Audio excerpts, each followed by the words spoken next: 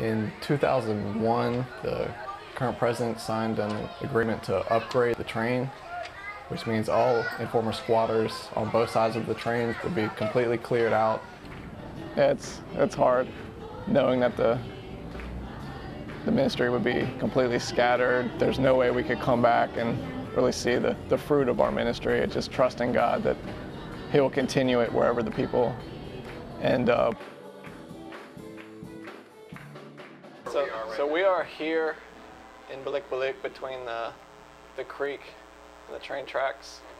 This part all the way south has been completely demolished. The government came in, perhaps 100 or so soldiers, demolition crew, families' possessions were moved out, and the homes were destroyed by hand.